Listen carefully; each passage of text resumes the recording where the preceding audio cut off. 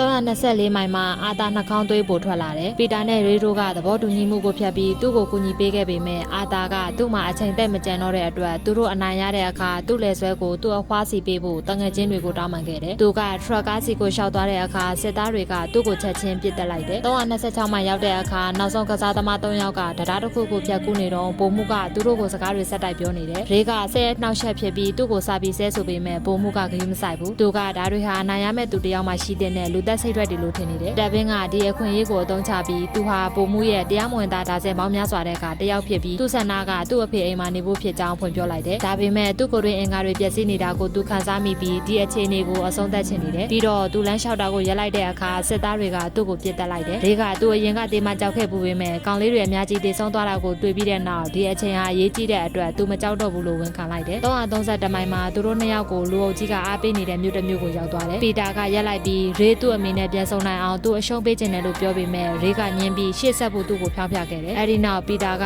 ရှေ့ကနေဆက်လျှောက်သွားခဲ့ပြီးရေသူ့နောက်မှာရက်ကြံခဲ့တာကိုတတိမထားမိလိုက်ဘူး။မကြခင်မှာပဲစစ်သားတွေကရေကိုပြစ်တက်လိုက်ပြီးပီတာကသူ့စီပြန်လာဖို့ကြိုးစားပေမဲ့သူကအနိုင်ရရှိသူဖြစ်နေတဲ့အတွက်စစ်သားတွေကသူ့ကိုဆွဲခေါ်သွားတယ်။ရေကပီတာကိုချစ်တယ်လို့ပြောပြီးဘိုမှုကသူ့ကိုနောက်ဆုံးတစ်ချက်မပြစ်ခင်သူ့အမေကိုတောင်းပန်လိုက်တယ်။ပီတာစိတ်သက်ကြနေချိန်မှာလူအုပ်ကြီးရဲ့အားပေးမှုနဲ့မီရှူမီပန်းတွေကကောင်းကင်မှာပြည့်နှက်သွားတယ်။ဘိုမှုကပီတာကိုဂုဏ်ပြုပြီးသူ့ဆန္ဒကိုမေးတယ်။ပီတာကသူ့အောင်ပွဲရဲ့အမှတ်တင်ခဲ့တာအဖြစ်တနေ့မှာကလေးတွေကိုလက်ဆင့်ကမ်းပေးဖို့စစ်သားတယောက်ရဲ့တနက်ကိုလိုချင်တယ်လို့ပြောတယ်။စစ်သားတွေကတတိထားနေပေမဲ့ဘိုမှုကပီတာဟာလူကောင်းတယောက်မို့သူ့ဆန္ဒကိုဖြည့်ဆည်းပေးဖို့ပြောလိုက်တယ်။ပီတာတနက်ကိုရချင်းဘိုမှုကိုချိန်လိုက်တဲ့အခါဘိုမှုကသူ့ကိုစိတ်လျှော့ဖို့တတိပေးတယ်။ငိုနေတဲ့ပီတာကဘိုမှုကိုချက်ချင်းမပြစ်ခင်ဒါကရေးအတွက်လို့ပြောလိုက်တယ်။ပြီးတော့သူတနက်ကိုပြစ်ချပြီးထွက်သွားခဲ့တယ်။